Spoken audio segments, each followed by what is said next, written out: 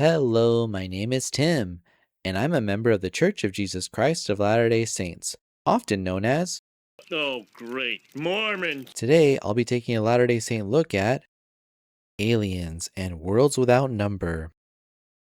In today's society, there are rumors of alien sightings and countless stories in movies and television about alien civilizations existing in galaxies far, far away, waiting to be discovered out there in the near future, or perhaps even crash landing here from the planet Melmac.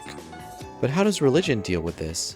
Many religions teach that supernatural beings exist beyond our mortal realm, yet remain largely silent on whether the many worlds scattered throughout the cosmos are actually inhabited. With a few exceptions, perhaps Scientology or various UFO religions, the question is often left to science to investigate and science fiction to imagine. The Latter-day Saint tradition, however, actually has quite a bit to say. We'll begin with the canon of Latter-day Saint scripture before moving into later teachings and more speculative ideas. In Moses chapter 1, which provides additional context to Moses' experiences before the vision of the creation, God declares that he has created worlds without number by the power of his only begotten Son. At face value, this appears to teach that through Jesus Christ, God the Father has created a vast number of worlds. Doctrine and Covenants section 76 echoes this idea.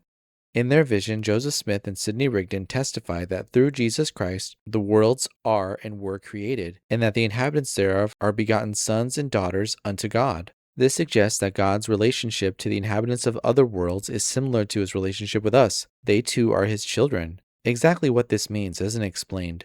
On earth, we become spiritually reborn as children of Christ through covenant with him. Perhaps something similar happens on other worlds.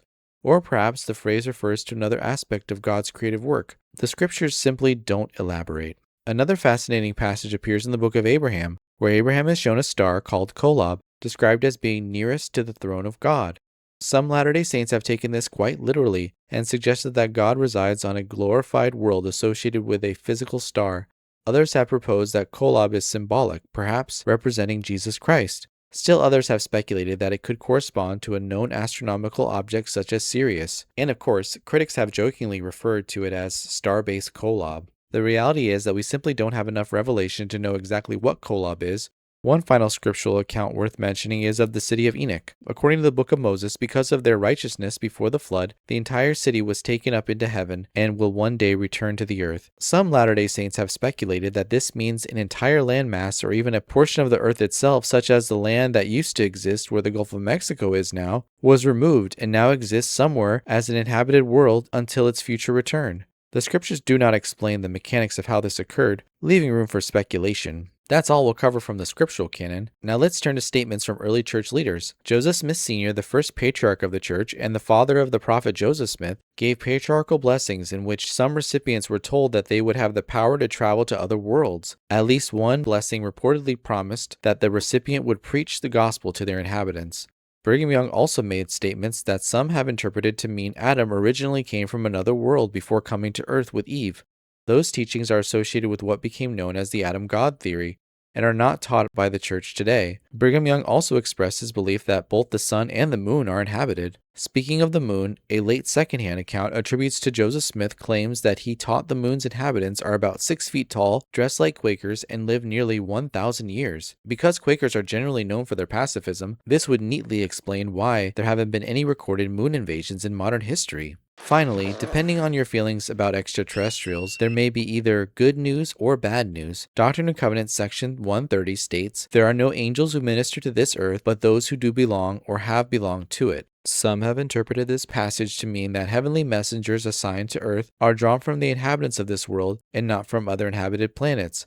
By extension, this means that we should not expect extraterrestrial beings from other worlds to visit here. Personally, I think that may be reading more into the verse than it actually says. The passage specifically explains angels who minister to the earth, not necessarily every possible form of intelligent life or every conceivable kind of visitation. Reasonable Latter-day Saints have reached different conclusions. Can I get a nanu, nanu? Nanu, nanu. So there you have it, a Latter-day Saint look at aliens and worlds without number. The scriptures clearly teach that God has created innumerable worlds through his only begotten Son. Beyond that, many fascinating ideas have been proposed by early church leaders and later commentators, but much remains speculative.